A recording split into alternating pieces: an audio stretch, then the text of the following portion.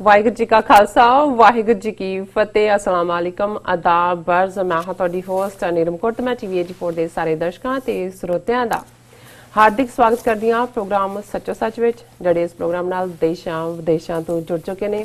Khalistan affair centre ਦੇ ਸੰਚਾਲਕ doctor Amarjit Singh ji ਰੋਜ਼ਾਨਾ ਦੀ ਤਰ੍ਹਾਂ ਸਟੂਡੀਓ ਵਿੱਚ ਮੇਰੇ ਨਾਲ ਸ਼ਾਮਲ ਨੇ। ਆਓ ਨਾ ਮਿਲ ਕੇ ਅੱਜ ਦੇ ਅਹਿਮ ਇਸ਼ੂਜ਼ ਉੱਪਰ ਉਹਨਾਂ ਤੋਂ ਉਹਨਾਂ ਦਾ ਤਬਸਰਾ ਜਾਣਦੇ ਹਾਂ।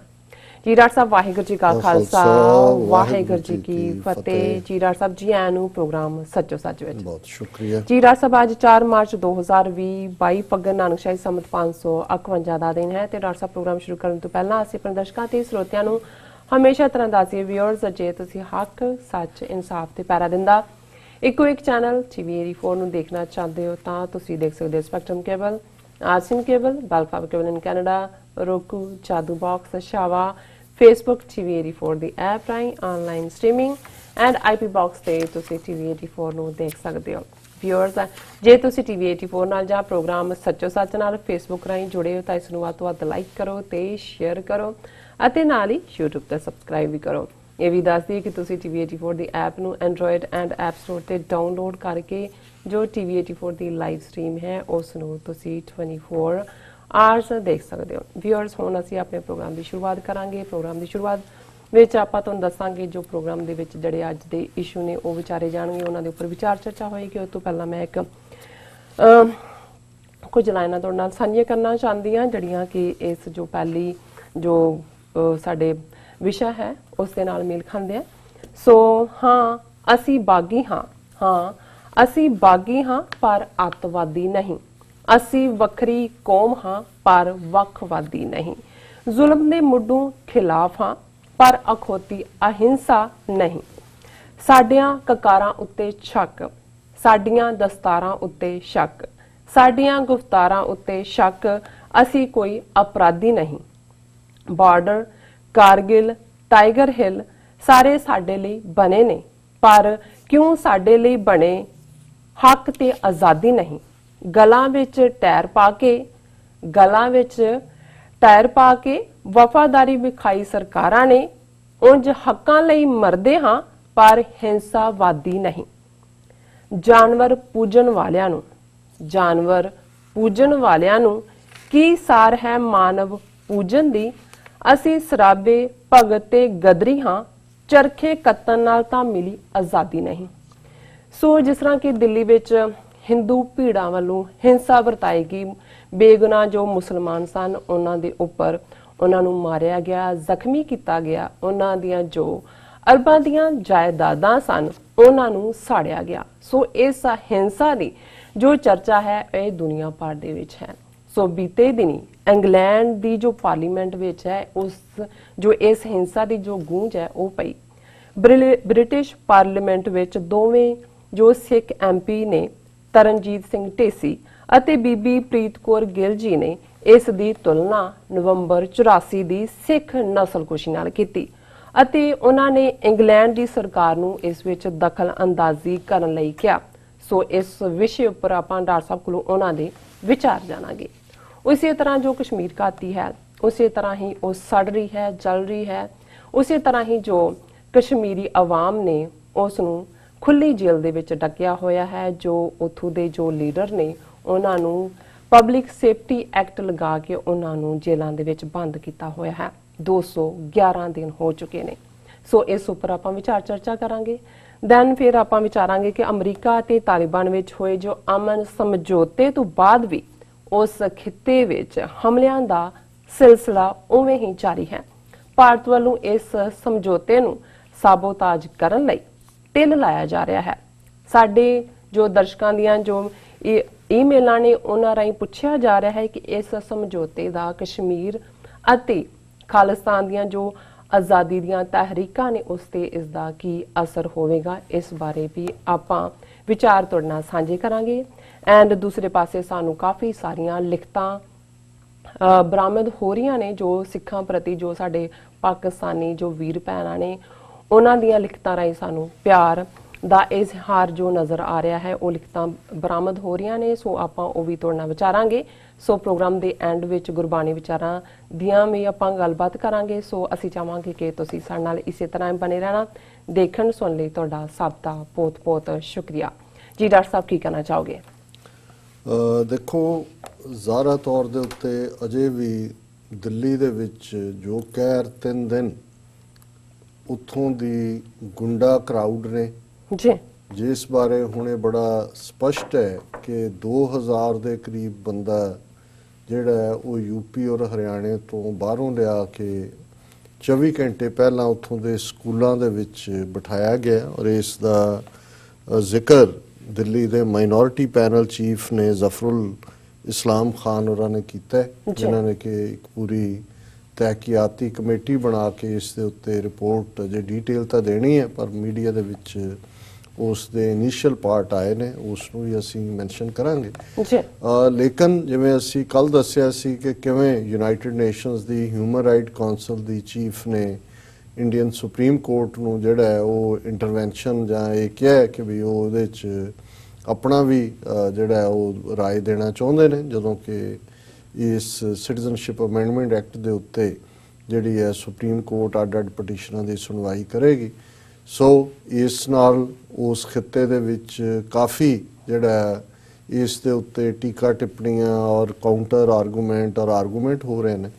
ਔਰ ਅਸੀਂ ਕੱਲ ਕਿਹਾ ਸੀ ਕਿ 4 ਚਫੇਰੇ ਦੁਨੀਆ ਦੇ ਵਿੱਚ ਥੂ ਹੋ ਰਹੀ ਹੈ ਭਾਰਤ ਦੇ ਉੱਤੇ, ਔਰ ਇਹ ਥੂ ਬ੍ਰਿਟਿਸ਼ ਪਾਰਲੀਮੈਂਟ ਦੇ ਵਿੱਚ ਵੀ ਦੇਖਣ ਨੂੰ ਆਈ, ਜਿੱਥੇ ਕਿ ਇਸ ਮੁੱਦੇ ਨੂੰ ਖਾਲਿਦ ਮਹਿਮੂਦ ਮੈਂਬਰ ਪਾਰਲੀਮੈਂਟ ਨੇ ਜਿਹੜੇ ਪਾਕਿਸਤਾਨੀ ਮੂਲ ਦੇ, ਉਹਨਾਂ ਨੇ ਇਸ ਇਸ਼ੂ ਨੂੰ ਲਿਆਂਦਾ। ਔਰ ਇਸ ਦਾ ਸਵਾਲ ਸੀ ਰੀਸੈਂਟ ਵਾਇਲੈਂਸ ਇਨ ਇੰਡੀਆ, ਔਰ ਇਸ ਦੇ ਉੱਤੇ ਬੇਸ਼ੱਕ ਜਿਹੜਾ ਉਹਨਾਂ ਦਾ ਕੰਸਰਨਡ ਪਰਸਨ ਹੈ ਉਹ ਟਰਕੀ ਦੇ ਦੌਰੇ ਤੇ ਗਿਆ ਹੋਇਆ, ਪਰ ਉਹਨਾਂ ਦੇ minister of state mister ਨੀਗਲ Adams ਨੇ ਇਸ ਨੂੰ ਰਿਸਪੌਂਡ ਕੀਤਾ। ਫਿਰ ਇਸੇ ਇਸ਼ੂ ਦੇ ਉੱਤੇ ਹੀ ਨੁਸਰਤ ਗਨੀ ਜਿਹੜੇ ਮੈਂਬਰ ਪਾਰਲੀਮੈਂਟ ਨੇ, ਇਹ ਵੀ ਪਾਕਿਸਤਾਨੀ ਓਰੀਜਨ ਦੇ ਨੇ, ਉਹਨਾਂ ਨੇ ਜੋ ਬ੍ਰਿਟਿਸ਼ ਸਰਕਾਰ ਦਾ ਰਿਸਪੌਂਸ ਹੈ ਉਹਨੂੰ ਉਹਨਾਂ ਨੇ ਕਿਹਾ ਵੀ ਐਵੇਂ ਅੱਖਾਂ ਪੂੰਝਣ ਵਾਲਾ ਹੈ।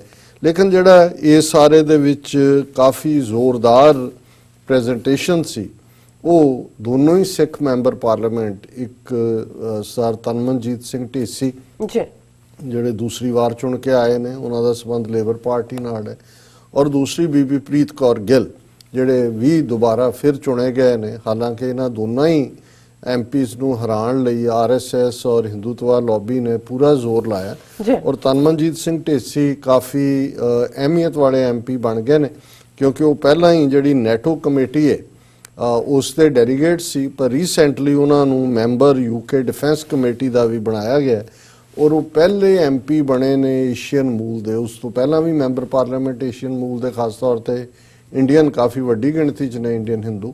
ਲੇਕਿਨ ਤਨਮਨਜੀਤ ਸਿੰਘ ਢੇਸੀ ਪਹਿਲੇ ਐਸੇ ਐਮਪੀ ਨੇ ਜਿਹੜੇ ਕਿ ਇਸ ਡਿਫੈਂਸ ਕਮੇਟੀ ਦੇ ਮੈਂਬਰ ਚੁਣੇ ਗਏ ਨੇ, ਜਿਹਦੇ ਉੱਤੇ ਉਹਨਾਂ ਨੇ ਧੰਨਵਾਦ ਵੀ ਕੀਤਾ ਕਿ ਮੇਰੇ ਤੇ ਇੰਨਾ ਭਰੋਸਾ ਕੀਤਾ ਹੈ ਹਕੂਮਤ ਨੇ। ਔਰ ਹਾਲਾਂਕਿ ਹਕੂਮਤ ਉੱਥੇ ਕੰਜ਼ਰਵੇਟਿਵ ਪਾਰਟੀ ਦੀ ਹੈ, ਪਰ ਇਹ ਉਹਨਾਂ ਨੂੰ ਇੱਕ ਆਨਰ ਹੈ ਕਿ ਲੇਬਰ ਪਾਰਟੀ ਦੇ ਐਮਪੀ ਹੁੰਦੇ ਆ ਵੀ ਉਹ ਡਿਫੈਂਸ ਕਮੇਟੀ 'ਚ ਨੇ। ਔਰ ਉਹਨਾਂ ਨੇ ਜਿਹੜੀ ਪ੍ਰੈਜੈਂਟੇਸ਼ਨ ਦਿੱਤੀ, ਕਿਉਂਕਿ ਉੱਥੇ ਜਦੋਂ ਇਸ ਕਿਸਮ ਦਾ ਕੋਈ ਸਵਾਲ ਆਉਂਦਾ ਹੈ ਤੇ ਸਮਾਂ ਤਾਂ ਸੀਮਤ ਹੁੰਦਾ, ਪਰ 2-2.5 ਮਿੰਟ ਦੇ ਵਿੱਚ ਹੀ ਉਹਨਾਂ ਨੇ ਕਿਵੇਂ ਰਿਲੇਟ ਕੀਤਾ ਸਾਰਿਆਂ ਨੂੰ, ਔਰ ਖਾਸ ਤੌਰ ਤੇ ਉਹਨਾਂ ਨੇ ਕਿਹਾ ਉਹਨਾਂ ਦੀ ਪ੍ਰੈਜੈਂਟੇਸ਼ਨ ਦੀਆਂ 2 ਬੜੀਆਂ ਅਹਿਮ ਗੱਲਾਂ ਸੀ। ਇੱਕ ਤਾਂ ਉਹਨਾਂ ਨੇ ਨਵੰਬਰ 84 ਨੂੰ ਸਿੱਖ ਜੈਨੋਸਾਈਡ ਕਰਕੇ ਦੁਬਾਰਾ ਐਡਰੈਸ ਕੀਤਾ। ਅਕਸਰ ਜਿਹੜੇ ਕੈਨੇਡਾ ਦੇ ਵਿੱਚ ਜਗਮੀਤ ਸਿੰਘ ਹੋਣ ਔਰ ਦੂਸਰੇ ਹੋਣ ਇਸ ਦਾ ਜ਼ਿਕਰ ਕਰਦੇ ਨੇ। ਔਰ ਜਿਹੜੀ ਗੱਲ ਜਿਹਦਾ ਮੈਨੂੰ ਵੀ ਨਹੀਂ ਸੀ ਪਤਾ, ਉਹਨਾਂ ਨੇ ਕਿਹਾ ਕਿ ਮੈਂ ਸਟੂਡੈਂਟ ਸੀ, ਪੰਜਾਬ ਦੇ ਵਿੱਚ ਪੜ੍ਹਦਾ ਸੀ ਜਦੋਂ ਨਵੰਬਰ 84 ਹੋਇਆ, ਔਰ ਮੈਂ ਉਸ ਸੰਤਾਪ ਨੂੰ, ਪੀੜ ਨੂੰ ਦੇਖਿਆ ਹੋਇਆ। ਔਰ ਜਿਵੇਂ ਸਿੱਖ ਨਸਲਕੁਸ਼ੀ ਨਵੰਬਰ 84 ਚ ਹੋਈ, ਦਿੱਲੀ ਵਿਚਲੀ ਜਿਹੜੀ ਵਾਇਲੈਂਸ ਹੈ ਉਸ ਦਾ ਦੁਹਰਾ ਹੈ, ਔਰ ਇਹ ਰਿਮਾਈਂਡਰ ਹੈ ਕਿ ਇਹ ਇੰਡੀਅਨ ਸਟੇਟ ਕਿਸ ਪਾਸੇ ਨੂੰ ਜਾ ਰਹੀ ਹੈ। ਔਰ ਉਹਨਾਂ ਨੇ ਕਿਹਾ ਕਿ ਜਿਹੜੀ ਬ੍ਰਿਟਿਸ਼ ਗਵਰਨਮੈਂਟ ਹੈ ਉਹ ਪ੍ਰੀਵੇਲ ਕਰੇ, ਇੰਟਰਵੀਨ ਕਰੇ, ਯਕੀਨੀ ਬਣਾਏ ਕਿ ਉੱਥੇ ਜਿਹੜਾ ਇਸ ਕਿਸਮ ਦੀ ਜਿਹੜੀ ਮਾਈਨੋਰਟੀਜ਼ ਦੀ ਪਰਸੀਕਿਊਸ਼ਨ ਹੈ ਉਹਨੂੰ ਰੋਕਿਆ ਜਾਏ। ਔਰ ਹਾਲਾਂਕਿ ਦੂਸਰੇ ਵੀ ਕੰਜ਼ਰਵੇਟਿਵ ਪਾਰਟੀ ਦੇ ਐਮਪੀ ਬੌਬ ਬਲੈਕਮੈਨ ਜਿਹੜਾ ਪ੍ਰੋ ਇੰਡੀਆ ਹੈ, ਉਹਨੇ ਵੀ ਇਸ ਦੇ ਉੱਤੇ ਗੱਲ ਕੀਤੀ, ਔਰ ਉਹਨੇ ਕਿਹਾ ਕਿ ਜੀ ਉੱਥੇ ਬਹੁਤ ਟੈਨਸ਼ਨ ਹੈ ਔਰ ਇਸ ਨੂੰ ਰੋਕਣ ਲਈ ਕੋਸ਼ਿਸ਼ ਹੋਣੀ ਚਾਹੀਦੀ ਹੈ। ਨੈਸ਼ਨਲ ਸਕਾਟਿਸ਼ ਪਾਰਟੀ ਜਿਹੜੀ ਕਿ ਸਕਾਟਲੈਂਡ ਦੀ ਆਜ਼ਾਦੀ ਪਸੰਦ ਤਹਿਰੀਕ ਵਾਲਿਆਂ ਦੀ ਪਾਰਟੀ ਹੈ, ਜੀ। ਉਹਨਾਂ ਦੇ ਜਿਹੜੇ ਨੇ ਉਹਨਾਂ ਨੇ ਵੀ ਬੜੇ ਜ਼ੋਰਦਾਰ ਸ਼ਬਦਾਂ 'ਚ ਕਿਹਾ ਕਿ ਵੀ ਇਹ ਜਿਹੜੀ ਯੂਕੇ ਗਵਰਨਮੈਂਟ ਦੇ Mr. Alan Smith, Scottish National Party MP Alan Smith sought the UK government's intervention to share best practice around countering the online disinformation campaign being used in India to inflame tensions. So ਉਹਨਾਂ ਨੇ ਇੱਕ ਨਵਾਂ ਨੁਕਤਾ ਲਿਆਂਦਾ ਹੈ। ਉਹਨਾਂ ਨੇ ਕਿਹਾ ਕਿ ਵੀ ਇਕੱਲਾ ਇਹੀ ਨਹੀਂ, ਜਿਹੜਾ ਆਨਲਾਈਨ ਕੈਂਪੇਨ ਇੰਡੀਅਨ ਗਵਰਨਮੈਂਟ ਔਰ ਉਹਨਾਂ ਦੇ ਇਹ ਹਿੰਦੂਤਵੀ ਨਫ਼ਰਤ ਦੇ ਲਈ ਇਸਤੇਮਾਲ ਕਰ ਰਹੇ ਨੇ, ਉਸ ਨੂੰ ਰੋਕਿਆ ਜਾਏ। ਔਰ ਇਸ ਦੇ ਉੱਤੇ ਬ੍ਰਿਟਿਸ਼ ਗਵਰਨਮੈਂਟ ਨੇ ਇਹੀ ਕਿਹਾ ਜੀ ਅਸੀਂ ਕੰਸਰਨਡ ਹੈ, ਸਾਡੇ ਚੰਗੇ ਸੰਬੰਧ ਨੇ ਇੰਡੀਆ ਨਾਲ। It is because of hour close relationship with the government of India that we are able to discuss difficult issues with them and make clear our concern where we have them, including on the rights of minorities. कि ਅਸੀਂ ਇਹ issue ਉਹਨਾਂ ਦੇ concern ਚ ਲਿਆ ਰਹੇ ਹਾਂ। We will continue to follow events closely and to raise our concern when we have with them. So ਇਸ ਦੇ ਉੱਤੇ ਮੈਂ ਆਪਣੀ ਟੈਕਨੀਕਲ ਟੀਮ ਨੂੰ ਕਹਾਂਗਾ, ਤਨਮਨਜੀਤ ਸਿੰਘ ਢੇਸੀ ਹੋਰਾਂ ਦੀ 1.5 ਮਿੰਟ ਦੀ ਪ੍ਰੈਜੈਂਟੇਸ਼ਨ ਹੈ ਜਿਹੜੀ ਕਿ ਕਲੀਨ ਫੀਡ ਉਹਨਾਂ ਨੇ ਉਹਨਾਂ ਦੇ ਪਾਰਲੀਮੈਂਟ ਦੇ ਮੇਨ ਜਿਹੜਾ ਉਹਨਾਂ ਦਾ ਵੈਬ ਹੈ ਉਸ ਤੋਂ ਹੀ ਲਈ ਹੈ ਕਿ ਉਹਨੂੰ ਦਿਖਾ ਦੇਣ। ਔਰ ਉਸ ਤੋਂ ਬਾਅਦ ਅਸੀਂ ਇਸੇ ਇਸ਼ੂ ਨੂੰ ਅੱਗੇ ਤੋਰਦੇ ਕਿ ਕਿਵੇਂ ਇਸ ਦੇ ਉੱਤੇ ਜਿਹੜਾ ਮਾਈਨੋਰਿਟੀ ਕਮਿਸ਼ਨ ਹੈ ਦਿੱਲੀ 'ਚ ਉਹਨੇ ਕੀ ਕਿਹਾ। Tanmjeet Singh Desi. Thank you very much. Incited mob violence in Delhi on the back of someone's face brings back painful personal memories as a religious minority of the 1984 genocide of the Sikhs while I was studying out there in India. We must learn from history, not be fooled by those whose insidious aim is to divide society, hell-bent on killing and destroying religious places, all in the name of religion. So I ask the Minister, what message has he given to his Indian counterparts that persecution of Indian Muslims, many of whom have been peacefully protesting against the Citizenship Amendment Act, is utterly intolerable, and that the police cannot just stand idly by, or worse still be complicit, as is alleged by many victims and social activists, and that the perpetrators must feel the full force of the law? Minister. Well, the honourable member speaks very powerfully from personal experience. It's absolutely essential that we speak up where we believe abuses have taken place, and where, when protest crosses the line into illegality, as I mentioned, the government needs to act within all domestic laws and international laws to make sure they are enforced. But he's absolutely right to raise these issues. We constantly are talking ministerial and official level with the government of India about our concerns, in particular regarding the CAA. ਜੀ doctor ਸਾਹਿਬ ਕੀ ਹੁਣ ਵਿਚਾਰ ਨੇ ਤੁਹਾਡੇ ਇਸ ਮੁੱਦੇ ਦੇ ਉੱਪਰ, ਕੀ ਕਹਿਣਾ ਚਾਹੋਗੇ? ਦੇਖੋ, ਇਹ ਜਿਹੜੀ ਸਿੱਖਾਂ ਵੱਲੋਂ ਦੁਨੀਆ ਭਰ 'ਚ ਆਪਣੇ ਮੁਸਲਮਾਨ ਭਰਾਵਾਂ ਭੈਣਾਂ ਲਈ ਆਵਾਜ਼ ਚੁੱਕੀ ਜਾ ਰਹੀ ਹੈ, ਇਸ ਨੂੰ ਬੇਸ਼ੱਕ ਜਿਹੜੇ ਇੰਡੀਅਨ ਨੈਸ਼ਨਲਿਸਟ ਨੇ, ਇੱਕ ਪਾਸੇ ਹਿੰਦੂਤਵੀ ਪੋਲਰਾਈਜੇਸ਼ਨ ਗੇਮ ਵਾਲੇ ਨੇ, ਦੂਸਰੇ ਪਾਸੇ ਉਹ ਲੋਕ ਜਿਹੜੇ ਬੇਸ਼ੱਕ ਹਿੰਦੂਤਵੀ ਪੋਲਿਟਿਕਸ ਨੂੰ ਪਸੰਦ ਨਹੀਂ ਕਰਦੇ ਪਰ ਅਲਟੀਮੇਟਲੀ ਉਹ ਇੰਡੀਅਨ ਨੈਸ਼ਨਲਿਸਟ ਨੇ, ਜਿਨ੍ਹਾਂ ਦੇ ਵਿੱਚ ਰਵੀਸ਼ ਕੁਮਾਰ, NDTV ਵਰਗੇ ਲੋਕ ਨੇ, ਜਾਂ ਪ੍ਰੋਮੀਨੈਂਟ ਜਰਨਲਿਸਟ ਪ੍ਰਤੀਸ਼ ਨੰਦੀ ਜਿਹੜਾ ਖੁੱਲ੍ਹ ਕੇ ਹਿੰਦੂਤਵਾ ਦੇ ਖਿਲਾਫ ਬੋਲਦਾ ਹੈ। ਲੇਕਿਨ ਜਿਵੇਂ ਸਿੱਖਾਂ ਨੇ ਦਿੱਲੀ ਦੇ ਵਿੱਚ ਉਹ ਮਦਦ ਦੇ ਉੱਤੇ ਉਤਰੇ, ਹੁਣ ਉਹ ਮੁਸਲਮਾਨਾਂ ਨੂੰ ਜਿਨ੍ਹਾਂ ਦਾ ਸਭ ਕੁਝ ਬਰਬਾਦ ਕਰ ਦਿੱਤਾ ਹੈ ਘਰ ਬਣਾ ਕੇ ਦੇਣ ਦੇ ਲਈ ਫਾਈਨੈਂਸ਼ੀਅਲ ਹੈਲਪ ਕਰ ਰਹੇ ਨੇ ਔਰ ਆਵਾਜ਼ ਚੁੱਕੀ। ਅੱਜ ਮੈਂ ਦੇਖ ਰਿਹਾ ਸੀ ਕਿ ਪ੍ਰਤੀਸ਼ ਨੰਦੀ ਨੇ ਟਵੀਟ ਕਰਕੇ ਕਿਹਾ, ਭਾਵੇਂ ਉਹਨੇ ਇੰਡੀਅਨ ਪਰਸਪੈਕਟਿਵ ਵੀ ਦਿੱਤਾ ਹੈ ਪਰ ਫਿਰ ਵੀ ਦੁਸ਼ਮਣ ਦੇ ਖੈਮੇ ਚੋਂ ਹੀ ਆਉਣ ਵਾਲੀਆਂ ਇਹ ਲਿਖਤਾਂ ਦੱਸਦੀਆਂ ਨੇ ਕਿ ਵੀ ਜਿਹੜੀ ਸਿੱਖਾਂ ਦੇ ਲਈ ਕਿੰਨੀ ਵੱਡੀ ਗੁੱਡਵਿਲ ਹੈ ਇਸ ਵੇਲੇ। ਔਰ ਉਹਦੇ 'ਚ ਉਹਨੇ ਕਿਹਾ, the Sikh community deserves the love and respect of every Indian for the humanitarian role they are playing in the riot hit areas of Delhi. ਕਿ ਸਿੱਖ ਕੌਮ ਜਿਹੜੀ ਕਿ ਦੰਗਾਗ੍ਰਸਤ ਦਿੱਲੀ ਦੇ ਵਿੱਚ ਜਿਹੜਾ ਇਨਸਾਨੀਅਤ ਵਾਲਾ ਰੋਲ ਅਦਾ ਕਰ ਰਹੇ ਨੇ, ਉਸ ਦੇ ਲਈ ਹਰ ਭਾਰਤੀ ਦਾ ਪਿਆਰ ਔਰ ਸਤਿਕਾਰ ਉਹਨਾਂ ਨੂੰ ਦੇਣਾ ਬਣਦਾ ਹੈ। This is one community that never fails the nation. ਕਿ ਉਹ ਕੌਮ ਹੈ ਜਿਹਨੇ ਕਦੇ ਨੇਸ਼ਨ ਨੂੰ ਫੇਲ ਨਹੀਂ ਕੀਤਾ। ਹਾਲਾਂਕਿ ਨੇਸ਼ਨ ਨੇ ਐਵਰੀ ਟਾਈਮ ਜਿਹੜਾ ਹੈ ਜ਼ੁਲਮ ਉਹ ਕੀਤੇ ਨੇ ਉਹਨਾਂ ਤੇ। ਜ਼ੁਲਮ ਕੀਤੇ ਨੇ। ਔਰ ਜਿਵੇਂ ਤੁਸੀਂ ਇਨੀਸ਼ੀਅਲ ਨਜ਼ਮ ਦੇ ਵਿੱਚ ਕਿਹਾ ਜੀ ਕਿ ਵੀ ਅਸੀਂ ਸੱਤਵਾਦੀ ਹੁੰਦੇ ਹੋਏ ਵੀ ਇਹਨਾਂ ਦੀਆਂ ਨਜ਼ਰਾਂ 'ਚ ਅੱਤਵਾਦੀ ਹਾਂ, ਔਰ ਅਸੀਂ ਆਪਣੇ ਹੱਕਾਂ ਦੇ ਲਈ ਜੇ ਗੱਲ ਕਰੀਏ ਤੇ ਅਸੀਂ ਦਹਿਸ਼ਤਗਰਦ ਹਾਂ। ਤੇ ਜੇ ਇਹਨਾਂ ਦਾ ਫਾਡਰ ਬਣ ਕੇ, ਚਾਰਾ ਬਣ ਕੇ ਅਸੀਂ ਉਹ ਟਾਈਗਰ ਹਿੱਲ ਹੋਏ, ਉਹ ਦਰਰਾ ਹਾਜੀ ਪੀਰ ਹੋਏ, ਉਹ ਕਾਰਗਿਲ ਹੋਏ, ਉਹ ਚੀਨ ਨਾਲ ਲੱਗਦੀਆਂ ਸੀਮਾਵਾਂ ਹੋਣ, ਤੇ ਫਿਰ ਇਹ ਕਹਿੰਦੇ ਨੇ ਜੀ ਇਹ ਭਾਈਚਾਰਾ ਹੈ। ਜਿਵੇਂ ਕਿਸੇ ਨੇ ਕਿਹਾ, ਕਹਿੰਦੇ ਕਿ ਭਾਈ ਇਹ ਭਾਈ ਉਹ ਹੈ ਕਿ ਵੀ ਜਿਹੜਾ ਇਹ ਕਹਿੰਦਾ ਵੀ ਤੁਸੀਂ ਚਾਰਾ ਹੋ ਸਾਡਾ ਤੇ ਬਸ ਇਹ ਅਸੀਂ ਚਾਰਾ ਤੁਹਾਨੂੰ ਖਾਣਾ ਤੇ ਤੁਸੀਂ ਭਾਈਚਾਰਾ ਕਹੀ ਜਾਓ।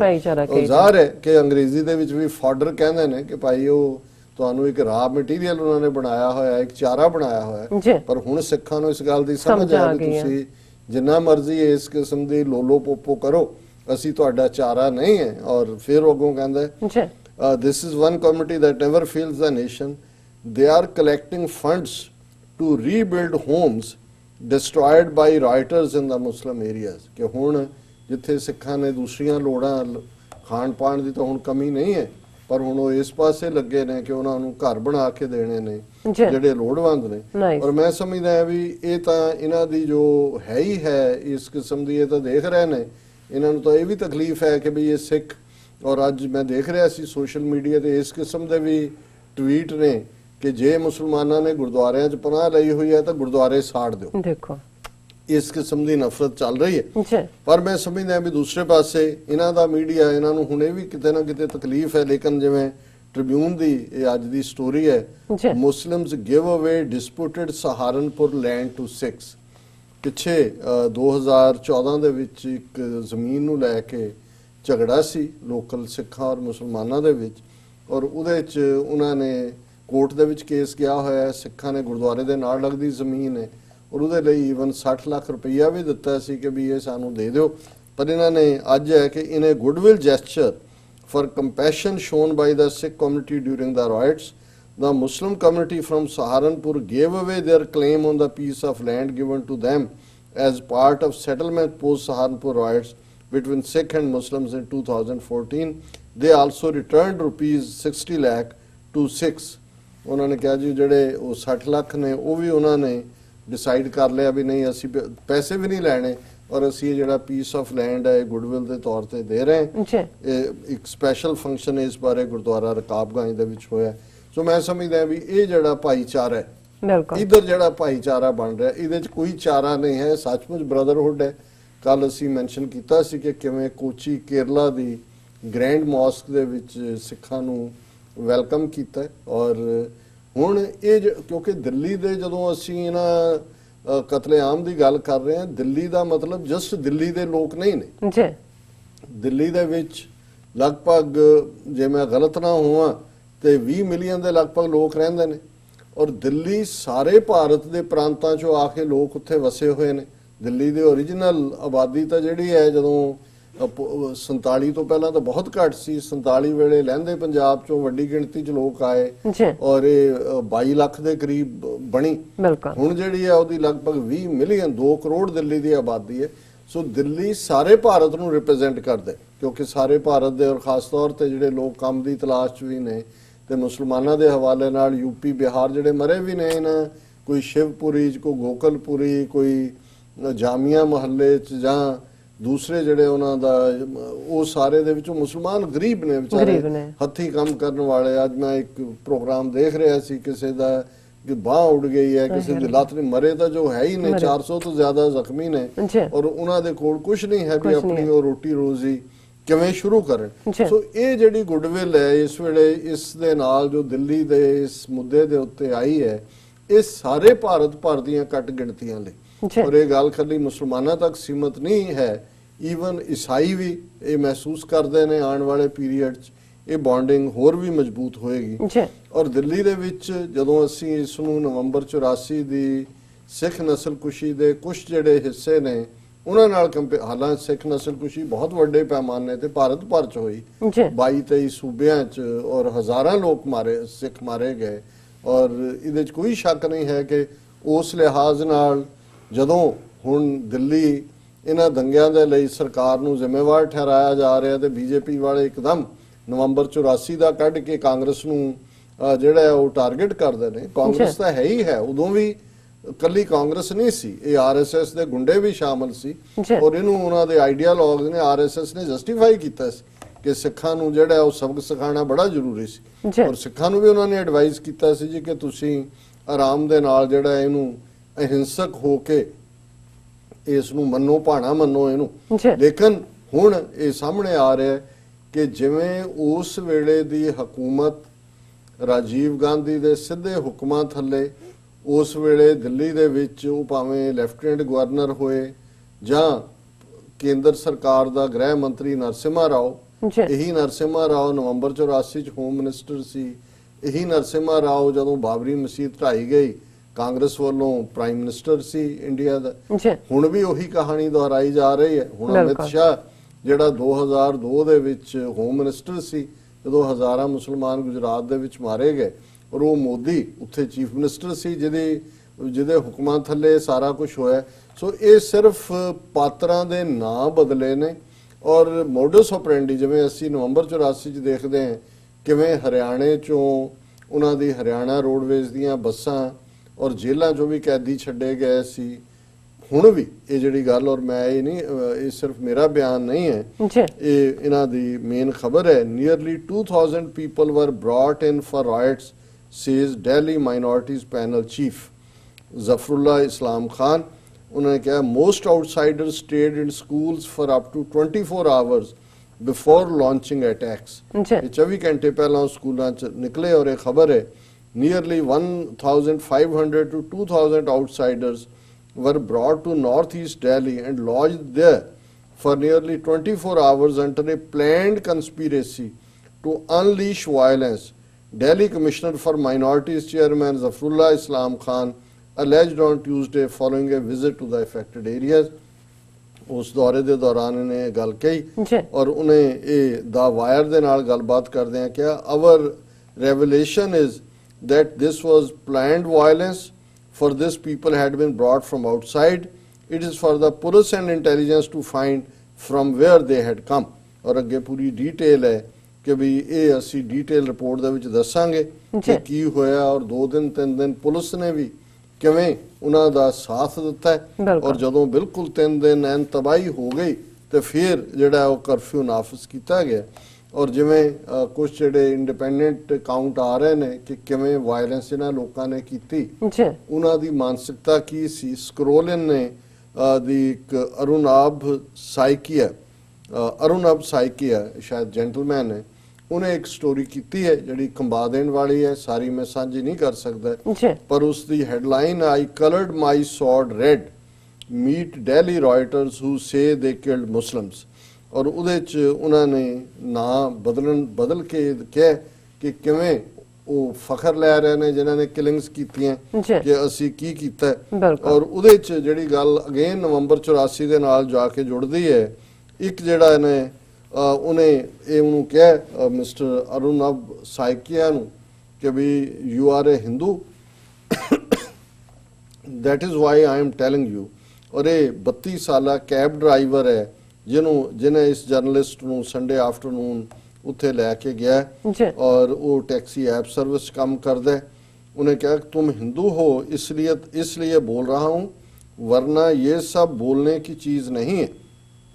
और ये खुद जड़ा घोंडा अरविंद नगर च रहिंदा है। 25 फरवरी की रात का उन्हें जिक्र किया when he claimed he went to Muslim majority neighborhood of Chandbagh। There our Hindu brothers are fewer in number, he offered by way of explanation about the choice of place। ਇਹ ਉਹਨੂੰ ਜਰਨਲਿਸਟ ਨੂੰ ਕਹਿ ਰਿਹਾ ਕਿ ਜੀ ਅਸੀਂ ਜਿਹੜਾ ਚਾਂਦਬਾਗ ਗਏ ਕਿਉਂਕਿ ਉੱਥੇ ਹਿੰਦੂ ਥੋੜੇ ਨੇ ਔਰ ਇਹ ਦੋਨੋਂ ਹੀ ਅਰਵਿੰਦ ਨਗਰ ਔਰ ਚਾਂਦਬਾਗ ਇਹ ਇੱਕ ਦੂਜੇ ਦੇ ਆਪੋਜ਼ਿਟ ਨੇ ਵਜ਼ੀਰਾਬਾਦ ਡੋਨੀ ਰੋਡ ਦੇ ਉੱਤੇ। ਔਰ ਡਰਾਈਵਰ ਹੁਣ ਇਹਦਾ ਅਕਾਊਂਟ ਹੈ ਜਿਹੜਾ ਚਿਲਿੰਗ ਅਕਾਊਂਟ ਹੈ ਦਾ ਡਰਾਈਵਰ ਕਲੇਮਡ, ਜਿਹੜਾ ਟੈਕਸੀ ਤੇ ਲਿਜਾ ਰਿਹਾ ਹੈ ਉਹ ਦੱਸ ਰਿਹਾ ਮੈਂ ਕੀ ਕੀਤਾ। Driver claimed he was armed with a gun and a sword ਕਿ ਮੇਰੇ ਇੱਕ ਹੱਥ ਦੇ ਵਿੱਚ ਗਨ ਸੀ ਔਰ ਇੱਕ ਹੱਥ ਦੇ ਵਿੱਚ ਤਲਵਾਰ ਸੀ। The gun in my left hand and the sword in the right one। He said, my aunt said she was reminded of my father। he would step out just like that during 1984 riots. ਕਹਿੰਦੇ ਕਿ ਜਦੋਂ ਮੈਂ ਇੱਕ ਹੱਥ 'ਚ ਤਲਵਾਰ ਔਰ ਇੱਕ 'ਚ ਗਨ ਲੈ ਕੇ ਨਿਕਲਿਆ ਤੇ ਮੇਰੀ ਆਂਟੀ ਨੇ ਕਿਹਾ ਕਿ ਤੂੰ ਅੱਜ ਆਪਣੇ ਪਿਓ ਵਰਗਾ ਲੱਗਦਾ ਕਿ ਜਿਵੇਂ ਤੇਰਾ ਪਿਓ ਨਵੰਬਰ 84 ਦੇ ਵਿੱਚ ਇੱਕ ਹੱਥ 'ਚ ਬੰਦੂਕ ਔਰ ਇੱਕ ਹੱਥ 'ਚ ਤਲਵਾਰ ਲੈ ਕੇ ਨਿਕਲਿਆ ਸੀ। ਫਿਰ ਉਹਨੇ ਕਿਹਾ ਕਿ ਵੀ ਉਦੋਂ ਵੀ, ਔਰ ਇਹ ਬੜੇ ਕੰਬਾ ਦੇਣ ਵਾਲੇ ਲਫ਼ਜ਼ ਨੇ, ਉਹਨੇ ਕਿਹਾ कि उस वक्त पापा ने उस तलवार को सिखों का खून पिलाया था, इस बार मैंने उसको मुसलमानों के खून से रंग दिया। देखो ये है देखने वाली, ਤੁਸੀਂ ਕਹਿੰਦੇ ਆ ਕੰਪੈਰੀਜ਼ਨ ਕੀ ਜ਼ਹਿਨੀਅਤ ਹੈ ਔਰ ਕਿਵੇਂ ਇਹ ਜਿਹੜੀ ਨਫ਼ਰਤ ਹੈ ਉਹ ਨੈਕਸਟ ਜਨਰੇਸ਼ਨ ਤੱਕ ਪਹੁੰਚਾਈ ਗਈ ਹੈ। ਔਰ ਉਹਨੇ ਕਿਹਾ ਕਿ ਭਈ ਇਹ अंग्रेजियों ने की at that time 1984 my father fed the sword with Sikh blood, this time I colored it red with the Muslim blood। ਫਿਰ ਅੱਗੇ ਲੰਬਾ ਚੌੜਾ ਇਹ ਸਾਰੇ ਦੇ ਨਾਲ ਜਾ ਕੇ ਮੈਂ ਸਾਰੇ ਨੂੰ ਸ਼ੇਅਰ ਨਹੀਂ ਕਰ ਸਕਦਾ ਔਰ ਐਂਡ ਦੇ ਵਿੱਚ ਇਹਨੇ ਕਿਹਾ ਕਿ ਵੀ ਇਹ ਹੁਣ ਕਹਿ ਰਿਹਾ, ਇਹ ਬੰਦਾ ਹੀ ਕਹਿ ਰਿਹਾ, people are saying it is RSS Bajrang Dal, no it is Hindus। ਉਹਨੇ ਕਿਹਾ ਲੋਕ ਕਹਿ ਰਹੇ ਨੇ RSS, no ਨਾ ਇਹ ਹਿੰਦੂਆਂ ਨੇ ਕੀਤਾ ਹੈ। As a parting shot he added, ਬਹੁਤ ਦਬਾ ਕੇ ਕਾਟਾ ਸਾਲੋਂ को, we really slayed them Muslims, why else do you think they are going around begging for peace। ਉਹਨੇ ਕਿਹਾ ਵੀ ਅੱਜ ਜਿਹੜਾ ਉਹ ਅਮਨ ਕਰ ਰਹੇ ਨੇ ਉਹ ਬਾਕੀ ਉਹਨੇ ਇਸ ਸਾਰੀ ਸਟੋਰੀ 'ਚ ਕਿਹਾ ਕਿ ਜਿਹੜਾ ਨਾਲ ਲੱਗਦਾ ਉਹ ਇੱਕ ਛੱਪੜ ਹੈ ਜਾਂ ਕੀ ਹੈ ਕਿ ਉਹਦੇ 'ਚੋਂ ਜਦੋਂ ਤੁਸੀਂ ਦੇਖੋਗੇ ਤੇ ਫਿਰ ਕਿੰਨੇ ਉਹਦੇ ਚੋਂ ਸਕੈਲਟਨਸ ਨਿਕਲਣਗੇ, ਕਿੰਨੇ ਕੰਕਾਲ ਨਿਕਲਣਗੇ। ਔਰ ਹੁਣ ਇੱਕ ਪਾਸੇ ਤਾਂ ਜਿਹੜੇ ਕਰਨ ਵਾਲੇ ਨੇ ਉਹ ਖੁੱਲ੍ਹੇਆਮ ਕਹਿੰਦੇ ਬੇਸ਼ੱਕ ਮੇਰਾ ਨਾਂ ਦੇ ਕੋਈ ਨਹੀਂ, ਇਹ ਸਾਡੇ ਲਈ ਫਖਰ ਵਾਲੀ ਗੱਲ ਹੈ। ਪਰ ਦੂਸਰੇ ਪਾਸੇ ਹੁਣ ਇਹ ਜਿਹੜਾ 3 ਬੀਜੇਪੀ ਦੇ ਲੀਡਰ ਜਿਨ੍ਹਾਂ 'ਚ ਕਪਿਲ ਮਿਸ਼ਰਾ ਔਰ ਅਨੁਰਾਗ ਠਾਕੁਰ ਔਰ ਜਿਨ੍ਹਾਂ ਨੇ ਨਫ਼ਰਤ ਕੀਤਾ, ਹਾਈ ਕੋਰਟ ਦਾ ਮੁਰਲੀਧਰ ਜਿਹਨੇ ਕਿਹਾ ਸੀ ਕਿ ਵੀ FIR ਕਰੋ ਰਜਿਸਟਰ, ਉਹਨੂੰ ਤਾਂ ਬਦਲ ਦਿੱਤਾ 12 ਘੰਟੇ ਬਾਅਦ ਹੀ, ਰਾਤ ਮਿਡਨਾਈਟ ਨਹੀਂ ਹੋਣ ਦਿੱਤੀ, Punjab and Haryana high court 'ਚ ਭੇਜ ਦਿੱਤਾ। ਹੁਣ ਉਸ ਪਟੀਸ਼ਨ ਨੂੰ ਹਰਸ਼ ਮੰਡਰ ਜਾਂ ਮੰਡੇਰ, ਇਹ ਵੀ ਸਿੱਖਾਂ ਦਾ ਮੁੰਡਾ ਹੈ, ਇੱਕ ਸਿਵਲ ਸਰਵਿਸ ਸ਼ਾਇਦ IAS ਸੀ ਔਰ ਜੋ ਬਾਬਰੀ ਮੌਸਕ ਤੋਂ ਬਾਅਦ ਜਾਂ 2002 'ਚ ਮੇਰਾ ਖਿਆਲ ਹੈ ਉਹਨੇ ਰਿਜ਼ਾਈਨ ਕੀਤਾ, ਜੋ ਮੁਸਲਮਾਨਾਂ ਨਾਲ ਹੋ ਰਿਹਾ ਸੀ ਛੱਡ ਕੇ, ਉਹਨੂੰ ਫੁੱਲ ਟਾਈਮ ਜਿਹੜਾ ਉਹ ਐਕਟਿਵਿਸਟ ਹੈ। ਔਰ ਇਹਨੇ ਉਹਨਾਂ ਦੀ ਪਟੀਸ਼ਨ ਸੁਪਰੀਮ ਕੋਰਟ 'ਚ ਲੈ ਗਿਆ ਔਰ ਨਾਲ ਦੀ ਨਾਲ ਉਹਨੇ ਕਿਸੇ ਦੇ ਇੰਟਰਵਿਊ ਦਿੱਤਾ ਹੋਣਾ ਕਿ ਵੀ ਦੇਖੋ ਸਾਨੂੰ ਜਸਟਿਸ ਤਾਂ ਨਹੀਂ ਮਿਲਣਾ ਸੁਪਰੀਮ ਕੋਰਟ 'ਚੋਂ ਵੀ, ਔਰ ਉਹਨਾਂ ਦੀ ਹੇਟ ਦੀ ਕਿ ਉਹਨਾਂ ਦੇ ਖਿਲਾਫ FIR ਰਜਿਸਟਰ ਕਰੋ। ਪਰ ਫਿਰ ਵੀ ਅਸੀਂ ਜਿਹੜਾ ਉਹ ਗਏ ਆ ਸੁਪਰੀਮ। ਹੁਣ ਜਿਸ ਸੁਪਰੀਮ ਕੋਰਟ ਨੂੰ ਇਹੋ ਜਿਹੇ ਲੋਕਾਂ ਦੇ ਇੰਟਰਵਿਊ ਨਜ਼ਰ ਨਹੀਂ ਆਏ, ਉਹਨਾਂ ਤਿੰਨਾਂ ਦੇ ਜਿਹੜੇ ਹੇਟ ਬਿਆਨ ਨੇ ਜਿਹੜੇ ਉਹਨੇ ਦਿੱਲੀ ਹਾਈ ਕੋਰਟ ਨੇ ਕਿਹਾ ਕਿ ਜੀ ਪੁਲਿਸ ਨੂੰ ਦਿੱਤੇ ਕਿ ਆ ਸੁਣ ਲਓ, ਔਰ ਉਹਨਾਂ ਨੂੰ ਇਹ ਹਰਸ਼ ਮੰਡਰ ਨਜ਼ਰ ਆ ਗਿਆ। ਔਰ ਇਹਨੇ ਖਬਰ ਹੈ Supreme Court takes exception to Harsh Mander's utterances against it, defers hearing on his plea. ਹੁਣ ਉਹਦੀ ਪਲੀ ਦੇ ਉੱਤੇ ਜਿਹੜੀ ਉਹਨੇ ਕਹੀ ਸੀ ਕਿ ਵੀ ਇਹ ਰਜਿਸਟਰ ਕਰੋ, ਉਹਨਾਂ ਨੇ ਸੁਣਵਾਈ ਕਰਨੀ ਸੀ, ਪਰ ਸੁਪਰੀਮ ਕੋਰਟ ਨੇ ਕਿਹਾ supreme court on Wednesday refused to hear activist Harish Mander's plea that till the controversy over his speech that allegedly criticized the top court was sorted out। Supreme Court ਨੂੰ ਆਇਆ ਜੀ ਲੋ ਸਾਡੇ ਤੇ ਸਵਾਲੀਆ ਨਿਸ਼ਾਨ ਚੁੱਕਿਆ ਔਰ Solicitor General Tushar Mehta said Mander had given a speech criticizing the top court। ਹੁਣ ਜਿਹੜਾ ਗਵਰਨਮੈਂਟ ਦਾ Solicitor General ਹੈ ਜਿਹਦੇ ਜ਼ਿੰਮੇ ਹੈ ਕਿ ਉਹ ਲੈ ਕੇ ਜਾਂਦਾ ਕਿ ਜਿਨ੍ਹਾਂ ਨੇ ਹੇਟ ਕੀਤੀ ਉਹਦੇ ਖਿਲਾਫ ਦੇਖੋ ਜੀ ਤੁਹਾਡੇ ਖਿਲਾਫ ਕੀ ਕਿਹਾ। Bench headed by chief justice S.A. Bodhbe said till the controversy over his objectionable speech is sorted out, it will not take up Mander's plea for registration of FIR against BJP leaders for allegedly making hate speeches। ਜਦੋਂ ਤੱਕ ਇਹ clear ਨਹੀਂ ਹੁੰਦਾ ਅਸੀਂ ਜਿਹੜਾ ਕੋਈ ਇਹ ਨਹੀਂ ਕਰਾਂਗੇ। ਔਰ ਉਹਨੇ ਕਿਹਾ ਜੀ ਮਹਿਤੇ ਨੂੰ ਉਹਨਾਂ ਨੇ ਕਿਹਾ ਕਿ ਵੀ ਉਹ ਮੰਡੇਰ ਦੇ ਖਿਲਾਫ ਐਫੀਡੇਵਿਟ ਦੇ। ਮੰਡੇਰ ਹੈਡ ਅਲੈਜਲੀ ਸੈਡ, ਹੁਣ ਕੀ ਕਿਹਾ ਮੰਡੇਰ ਨੇ ਜਿਹਦੇ ਤੇ ਸੁਪਰੀਮ ਕੋਰਟ ਨੇ ਈਵਨ ਉਹ ਦੂਜੀ ਕਾਰਵਾਈ ਰੋਕ ਦਿੱਤੀ। ਮੰਡੇਰ ਨੇ ਕਿਹਾ ਸੀ we have no faith in Supreme Court, ਸਾਨੂੰ ਕੋਈ ਇਸ ਤੇ ਵਿਸ਼ਵਾਸ ਨਹੀਂ, but we will go there as we have no choice, ਸਾਡੇ ਕੋਲ ਕੋਈ ਰਸਤਾ ਨਹੀਂ ਹੈ, but ultimate justice will be done on the street. ਉਹਨੇ ਕਿਹਾ ਵੀ ਅਲਟੀਮੇਟਲੀ ਜਿਹੜਾ ਇਨਸਾਫ ਹੋਏਗਾ ਉਹ ਤਾਂ ਗਲੀਆਂ 'ਚ ਹੀ ਹੋਣਾ ਹੈ, ਬਿਲਕੁਲ। ਸੁਪਰੀਮ ਕੋਰਟ 'ਚੋਂ ਨਹੀਂ ਨਿਕਲਣਾ।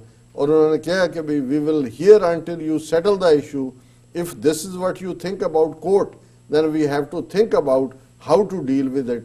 Chief Justice of India told Monday's counsel Karuna Nandi. ਹੁਣ ਇਹ ਹਾਲ ਹੈ ਸੁਪਰੀਮ ਕੋਰਟ ਦੇ ਚੀਫ ਜਸਟਿਸ ਦਾ ਦੇਖੋ। ਤੇ ਇਸ ਤੋਂ ਤੁਸੀਂ ਅੰਦਾਜ਼ਾ ਲਾਓ।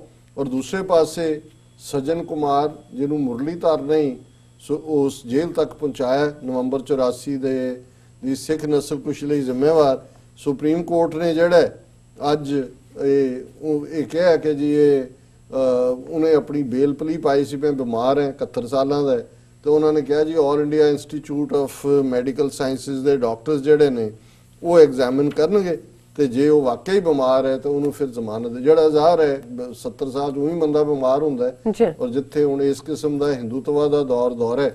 ਸੋ ਮਤਲਬ ਇਹ ਹੈ ਵੀ ਇਹਨਾਂ ਨੂੰ ਹੁਣ ਮੁਸਲਮਾਨਾਂ ਦਾ ਕਤਲੇਆਮ ਕਰਨ ਵਾਲਿਆਂ ਨੂੰ ਤਾਂ ਜੇਲ੍ਹ 'ਚ ਕੀ ਪਹੁੰਚਾਉਣਾ ਹੈ, ਜਿਹਨੂੰ ਕਿਸੇ ਇਨਸਾਫ ਪਸੰਦ ਜੱਜ ਨੇ ਘੱਟੋ ਘੱਟ ਇੱਕ ਬੰਦਾ ਹੈ ਸੱਜਣ ਕੁਮਾਰ ਦਾ ਜਿਹਦੇ ਬਾਰੇ ਹੈ ਕਿ ਜੀ ਉਹ ਜੇਲ੍ਹ 'ਚ ਹੈ ਔਰ ਉਹਦੀ ਜ਼ਮਾਨਤ ਨਹੀਂ ਸੀ ਮੰਨੀ। ਹੁਣ ਇਹੀ ਸੁਪਰੀਮ ਕੋਰਟ ਜਿਹਦੇ ਕੋਲ ਉਹਨਾਂ ਦੀ ਉਸ ਪਲੀ ਨੂੰ ਸੁਣਨ ਦਾ ਟਾਈਮ ਨਹੀਂ ਹੈ, ਆਰਟੀਕਲ 370 ਐਬਰੋਗੇਟ ਕੀਤੇ 7 ਮਹੀਨੇ ਹੋ ਜਾਣੇ ਨੇ 5 ਤਰੀਕ ਨੂੰ, ਉਸ ਦਾ ਇਹਨਾਂ ਦੇ ਕੋਲ ਵਕਤ ਨਹੀਂ ਹੈ। ਔਰ ਇਸ ਸਾਰੇ ਕਿਲਿੰਗ ਦੇ ਬਾਵਜੂਦ ਸੂ ਮੋਟੋ ਨੋਟਿਸ ਲੈਣ ਦੀ ਥਾਂ ਨਹੀਂ ਹੈ, ਲੇਕਿਨ ਉਹਨਾਂ ਨੂੰ ਇਹ ਬੜਾ ਫਿਕਰ ਹੈ ਕਿ ਸੱਜਣ ਕੁਮਾਰ ਜਿਹੜਾ ਹੈ 71 ਸਾਲਾਂ ਦਾ, ਉਹਦੀ ਬੇਲ ਜ਼ਰੂਰ ਹੋਏ, ਔਰ ਉਹਨਾਂ ਨੇ ਕਿਹਾ ਜੀ ਵਿਦਿਨ ਅ ਵੀਕ ਕਰਕੇ ਇਹਦੀ ਰਿਪੋਰਟ ਦਿਓ। ਸੋ ਇਹ ਹੈ ਜਦੋਂ ਗੱਲ ਇਹ ਚੱਲਦੀ ਹੈ ਕਿ ਭਾਈ ਗੁਲਾਮੀ ਕਿਹਨੂੰ ਕਹਿੰਦੇ ਨੇ, ਔਰ ਅਲਟੀਮੇਟਲੀ ਜਦੋਂ 47 ਦੌਰ 'ਚ ਇੱਕ ਵੱਡਾ ਗੁਨਾਹ ਕਰਨ ਵਾਲੇ ਮਾਸਟਰ ਤਾਰਾ ਸਿੰਘ ਨੇ ਵੀ ਇਹ ਮੰਨਿਆ ਸੀ ਆਪਣੀ ਆਟੋਬਾਇਓਗ੍ਰਾਫੀ 'ਚ ਕਿ ਇਹ ਜਿਹੜਾ ਬਹੁ ਗਿਣਤੀ ਦਾ ਗਲਬਾ ਹੁੰਦਾ ਹੈ, ਬਹੁ ਗਿਣਤੀ ਦੀ ਹਕੂਮਤ ਹੁੰਦੀ ਹੈ, ਇਹ ਡਿਕਟੇਟਰਸ਼ਿਪ ਨਾਲੋਂ ਵੀ ਮਾੜੀ ਹੁੰਦੀ ਹੈ।